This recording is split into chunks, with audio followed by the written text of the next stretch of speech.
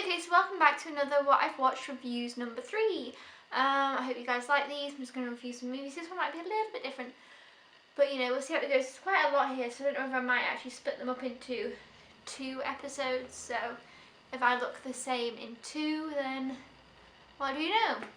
Yeah, let's just get started. Okay, so the first one being, there's actually a couple of these, I think 3 that I have watched that haven't been in an update yet, so just bear with me. The first one being Coyote Ugly.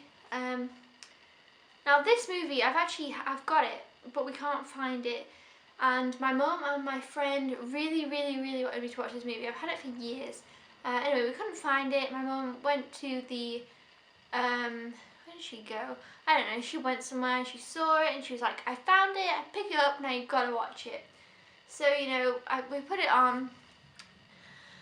And I wasn't really looking forward to it. I don't know why, I've just not been so excited to see this movie. But basically it's about this girl who's from Jersey, New Jersey, and she moves to New York and she wants to be a songwriter and she ends up working in a bar. You know, that kind of thing, we've seen it before. And this actually came out probably quite a long time ago, maybe early 2000s. Yes, I'll go with that. I don't actually know. But since then this has been done so many times, but I've seen all the kind of like burlesque, rock of ages, I can't think of any others off the top of my head, but it's, you know, it's that kind of thing. So I wasn't that thrilled about watching it. Anyway, so basically the girl's called Violet and her mother has died and she lives with her dad, and anyway she's leaving him, moving off to New York. At first obviously it's not working out so well for her, and then she goes to this bar called Coyote Ugly and becomes a coyote, working in the bar. And she like dances on the bar, and you know, it's like a crazy bar. It's really cool. And she meets all these other girls. And this is the manager of the bar. So yeah, it's okay. I liked it actually. It has quite good music in it, and there was love interest in it. You know, she meets this guy called, I forget his name now, Mr. something. Well, they call him Mr. something because of some insider joke, but you know, and I actually quite enjoyed it. I don't know if I'd watch it again anytime soon, but I'd give it 4 out of 5 stars. Yeah, it was enjoyable. And I actually really liked the main character. She was actually quite easy to get on with, and she was likeable. I didn't actually recognise her from the front of this, but on the film she's actually quite recognisable. So yeah, that is Coyote Ugly. Okay, the next one is The Ramen Girl, which is with Brittany Murphy, who I love. Brittany Murphy, she's amazing. It's so sad that she had to die when she was so young. But basically this movie, I actually got this from the Pound Shop, if you would like to know, from Poundland. Anyway, that's beside the point. I haven't shared this in an update yet either. Basically she moves to Japan because her boyfriend lives there and works there, and she moves there to live with him, and then he dumps her and she's like, oh, what? Now I'm in Japan. Anyway, across the road from her, there's like this little ramen. I hope I'm saying that right. I'm not right. I'm not sure. Ramen shop, which basically is like a noodles and a broth and all this other stuff in it. And she goes there and she really loves it and she wants to learn how to cook it. So it's kind of, it reminded me a bit of Karate Kid. Like, he gets to do stupid tasks, you know, to build her up to train to do what she actually wants to do. Like in Karate Kid, you know, he gets him to put on the coat on the hook and off and on and all this other weird stuff, and he's like, what has this got to do with me learning to do karate? It's kind of like that. It reminded me a bit like that. And yeah, she's a really likeable character in it. I really enjoyed the movie. A lot of it is spoken in Japanese. Like everybody she speaks to in Japan mostly speaks Japanese to her, and it's subtitled, so, but it's okay because she doesn't understand what they're saying, and it's kind of funny, like, you know, it's like a bit of a fish out of water type thing. But yeah, there is subtitles in the movie for the Japanese people. They don't actually speak English in it. There is a couple, obviously, but the people who she like is working with and stuff don't. But I really enjoyed it. I give it 4 out of 5 stars. It was really good. Angels in the Outfield. I actually watched this yesterday. It's a Disney one. Yeah, I picked it up, and basically it's about these 2 young boys, JP and, oh my god, I forgot his name. Because all I was thinking the whole time was, oh my god, it's Joseph Gordon-Levitt. Joseph Gordon-Levitt is in this movie, as you can see, and it's so cute. But yeah, it's about these 2 boys. They are foster kids. They live with this nice lady, and then they the young Joseph Gordon-Levitt, he starts saying that he can see angels whilst watching the baseball game with the Angels playing, because he prays for them to win. And then we have, God, I forget his name. What was his name? George Knox. George Knox, this guy here, he's like the manager of the baseball game. He's the manager, and he gets the two kids, like, to come to the games, and Joseph Gordon-Levitt's like, oh right, you should put this person in, I think they'll do well, and he does, and then it starts going well for the Angels, who don't usually win very much. But you know what, it was a really, really enjoyable movie. I think I'd give this one 4 out of 5 stars too. I actually enjoyed it. It was easy going, it was like a Sunday afternoon movie, which is when I watched this, and I just enjoyed it. So yeah, definitely check this one out if you haven't already seen it, and it's just cute that Joseph Gordon-Levitt's in it when he's younger as well. Okay, now this is a bit confusing because it's a 4-pack, but I actually watched Meet Dave, which is this bottom one down here, and that has Eddie Murphy in. It also has in Elizabeth Banks, and you know what, I really enjoyed this movie. I've had this pack for a while, and I didn't get it for Meet Dave. I got it for Like Mike 2, because you can't actually get that. But I decided, you know what, I'm just going to watch Meet Dave, and basically it's about this robot who is made to look like a human, and inside there are all these little people running around the brain, all the different parts of the body, and they like control him. And basically it's a complete fish out of water film, which, I really, really like. I don't know why, but I just find them really funny. And I just laughed so much in the movie. It was just stupid funny, but I enjoyed it a lot. Basically, he goes to Earth to gather the salt from the sea or something with this little bowl thing, to save their planet. And the kid of Elizabeth Banks finds this ball, and he gets to know the kid and her, and then they start hanging around, and he gets to see things of our world and stuff, and it's just really funny. It was entertaining. I'd give this one 4 out of 5 stars too. I don't know what's this 4 out of 5 stars today, but yeah, I enjoyed Meet Dave. It was good. Okay, the next one that I watched, they're all falling over, was Alika and the Bee. This is something I didn't know much about, but I did highly enjoy it. It kind of reminded me, basically the quote from Coach Carter is also in this movie. Our deepest fear is not that we are inadequate, but that we, oh my god. Our deepest fear is not that we are inadequate, but that we are powerful beyond measure, blah blah blah, I don't know the whole thing. But basically it's about this girl, and she's from this school that doesn't do so well, it's, I don't know, there's a bit of issues with her being black, and all these other kids in this.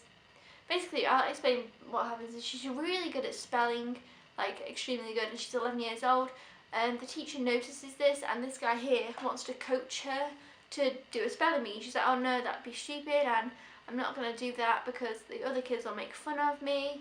I don't want to get involved. But anyway, she ends up doing it, and she's really good, and the guy sees great potential in her and says, you know what, you could go to the national spelling bee and you could potentially win. And she's like, no, I don't want to do that, like, the other kids at school make fun, and she said, I'll be the only, like, black girl at the thing, I don't want to go, it's like, they'll make fun of me, and she's really worried about it. But anyway, she ends up going, and she's really great at spelling, and it's all kind of about this guy coaching her, and she's kind of from this not very well off family, and it's all a bit dysfunctional, and her school, like I say, is not very good. They've never had anybody from their school be in this bee before. And she makes friends with some other kids from a more like well-off school, and it's it's a really, really cute, like, inspirational movie, and it was really good. I really enjoyed this. I'd actually think I'd give this, oh, you know what, I'm gonna give it 4 out of 5 stars. I just liked these movies. They're just good, but not for 5 out of 5, but I really enjoyed it. So definitely check out Alika and the Bee if you haven't heard it. It might look a bit like cheesy and girly from the like pink cover and the sparkly letters, but it's not. It's actually really good and enjoyable. Okay, so next up is one that a lot of people don't like, and I have had it for ages. I've never watched it because people don't really like it. It's kind of put off, and then I thought, you know what, I'm going to watch this, and I really enjoyed it. Which might be embarrassing to say, but it is Paul Blart Mall Cop. The reason I actually leaned towards watching this is because I forget her name because it's kind of a complicated name, but the girl from Glee, well not the girl, the woman from Glee, the teacher who's got OCD in Glee, I think her name's Emma, in that, is in this, and obviously of course Kevin James, who actually I don't mind. Some movies are just a total miss of him, but some are okay. But basically he plays this mall cop. He drives around his little thing. He's got a daughter who I think is the girl from Desperate Housewives. Like, plays one of Gabrielle's kids. I'm not sure. If not, it just looks a lot like her. And I was just thinking, oh. If not, she's in something else I've seen, but I don't know what. So if you know, let me know. That was really bugging me. But yeah, so he's got his daughter and he's kind of a bit alone. He lives with his mum, and you know, he's always kind of, he just lives for his job, which isn't the best job, but he really enjoys it and he loves it. And you know, anyway, basically he starts a bit of a love interest with Emma. I don't know what her name is in this. I've got Amy. Her name's Amy in this. With Amy, and but obviously, like, he's a bit shy and unconfident. He doesn't really come across and be like, hey, I like you. He just kind of is a bit, like, awkward around her, but, like, speaking to her. And basically, the whole plot is, at the beginning, it's very funny. It's kind of just him getting in some messes around the mall and showing you that he's kind of looked down upon and things like that. And it's really sad, but... And then this group of people decide to take over the mall and hold hostages. Anyway, he gets trapped inside, and it's kind of like his job, you know, to save the mall and save the hostages and stuff. But everyone's like, oh, he'll never do it because, you know, he's this and that and this. And it actually ends up being really quite entertaining of what he does and what happens and stuff. And it was a lot better than I thought, you know. I laughed, it has some laughs in there, and I just enjoyed it. I don't know why everybody hates it. I think it was enjoyable, easy watching. I watched it on a snowy day, it was snow day, and I was like, you know, I'll put this on. And you know, it was just funny and I enjoyed it, so I give it 4 out of 5 stars, and I probably actually would watch it again just for another watch. I think it's worth another watch. Yeah, so I enjoyed it. That's Mall Cop, well, Paul Blart Mall Cop. Okay, the next one that I've watched is Stormbreaker, Alex Rider. This is obviously based off the books Alex Rider and Stormbreaker, whatever. Hugh McGregor is in this. He plays the uncle of Alex Pettifer, the guy in the front. Basically, his uncle is like an undercover spy guy, and but he doesn't let his nephew, is that right, nephew? Alex Rider know, and anyway, he dies, and then it's all up to Alex Rider to then have to go to his place and sort out the unfinished business and stuff. And, you know, it's quite good. It's all full of like a lot of action scenes, a lot of this, a lot of that. It's basically, the plot is there's this new computer being done, Stormbreaker it's called, and it's a really cool computer, but they're sending out a virus with it, so he has to go and like stop that. You know, it was okay. I think I'd only give it 3 out of 5 stars. I enjoyed it, but it was just okay. Okay, now we've got Joey, which is an Australian movie about a little kangaroo. Basically, this boy called Billy McGregor lives in the countryside of Australia, and this neighbours of his have kangaroos, and he sets up this little camera to watch out the kangaroos, and they have this baby Joey. The people who land these kangaroos around don't like them, and they have somebody to come and take them away, and one gets left behind, which of course is this little one on the front. He then decides he wants to go and reunite the baby one with its parents, and travels to Sydney to do so, because they're going to a place called Kangaroo Farm or something like that. Kangaroo Kingdom. Yeah, so he's like, right, I must get this little kangaroo to Kangaroo Kingdom. Anyway, when he gets there, he meets this little girl who is the girl of like an ambassador or something, or an important person, I'm not sure. And she's from America, and she's moved to Australia, and they both try and find it reunited with its mother. Anyway, it turns out there is no Kangaroo Kingdom, and they have to find out how to get it back with the other two. You know, it was okay. It was just okay.